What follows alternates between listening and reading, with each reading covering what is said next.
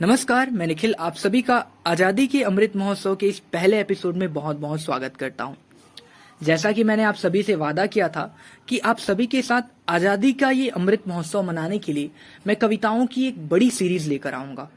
कविताओं की एक ऐसी सीरीज जो आपको देशभक्ति और देश प्रेम की भावनाओं से ओतप्रोत कर दे, आपके अंदर तिरंगे को लेकर एक सम्मान जगा दे और आपके पूरे भीतर से आपको देशभक्ति और देश प्रेम की भावनाओं से भर दे।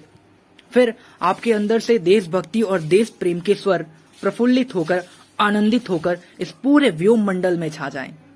तो इस सीरीज की पहली कविता के साथ मैं आप सबके सामने आज प्रस्तुत हुआ हूं और आइए इस सीरीज की शुरुआत करते हैं और पहली कविता सुनते हैं। इस कविता की शुरुआत हम तिरंगे से करते हैं और चलते हैं आजादी की ओर। तो आप सभी समझिए कि आपके हाथों में एक तिरंगा है, आप तिरंगे को हाथों में थामे हुए हैं और हम आगे बढ़ रहे हैं अपनी आजादी की ओर। पढ़ते हैं अपनी कविता और खो जाते हैं अपनी आजादी की एक स्मृति में। तो शुरुआत करते हैं हमारे तिरंगे से और चलते हैं आजादी की ओर, हाथों में तिरंगा लिए।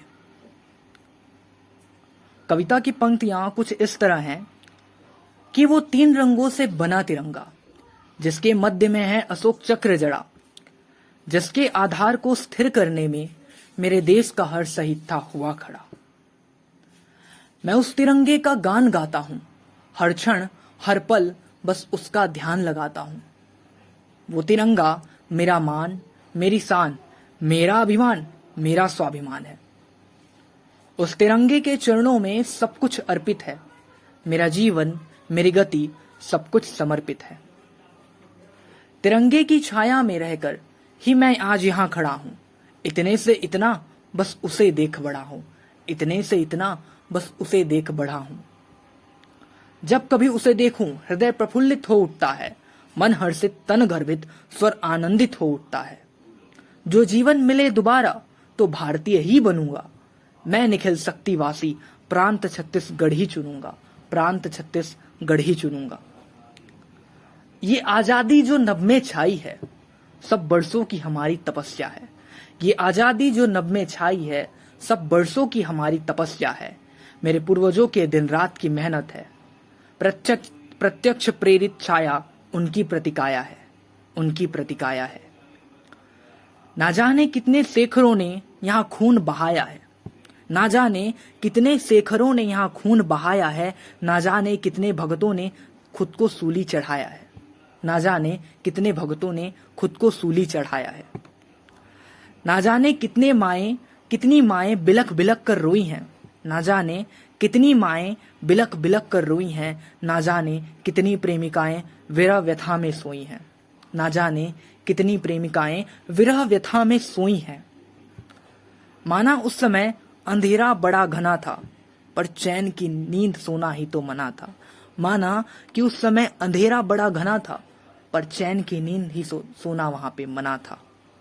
2 वक्त की रोटी हम सब पर बड़ी भारी थी, अंग्रेजों के हाथों में थी किस्मत और जेबें पूरी खाली थी, जेबें पूरी खाली थी।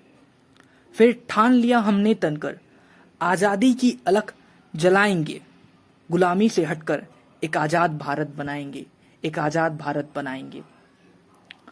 आजादी की वो एक किरण पूरे विश्व में फैलाएंगे, भारत की आजादी का तिरंगा विश्व भर में लहराएंगे, भारत की आजादी का तिरंगा विश्व भर में लहराएंगे, विश्व भर में लहराएंगे।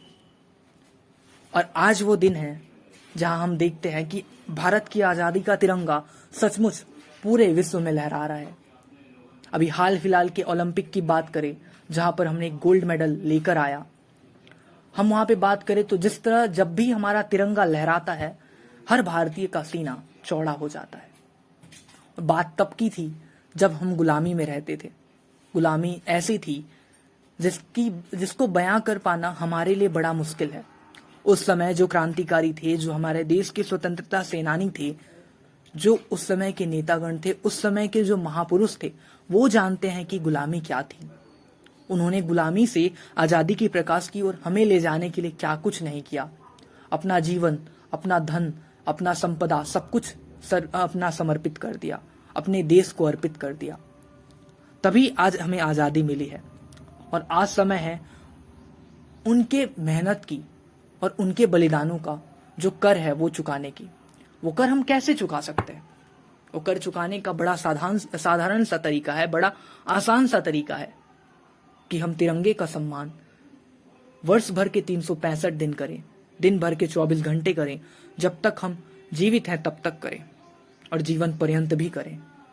उस तिरंगे को जब भी हम देखें, सम्मान से हमारा स्वर बोल उठना चाहिए, हम खड़े हो जाने चाहिए, हमारा जोश उठकर खड़ा हो जाना चाहिए और तिरंगे का सम्मान हमें हमेशा करते रहना है। और आज़ादी की ये जो अलख है अपने अंदर हमेशा जगा कर रखनी है। और जब कभी हमें मौका मिलता है, हमें अपने देश का नाम ऊंचा करना है, अपने भारत का नाम ऊंचा करना है। तो आप सभी को आज़ादी की अमृत महोत्सव की बहुत सारी शुभकामनाएं। इसी तरह हमारे साथ बने रहिए और खुद को देशभक्ति और देश प्रेम की भावना में डुबाते रहिए। तो मैं यहाँ विदा लेता हूँ आप सभी से। कल हम मिलेंगे ठीक इसी समय पर एक नई कविता के साथ।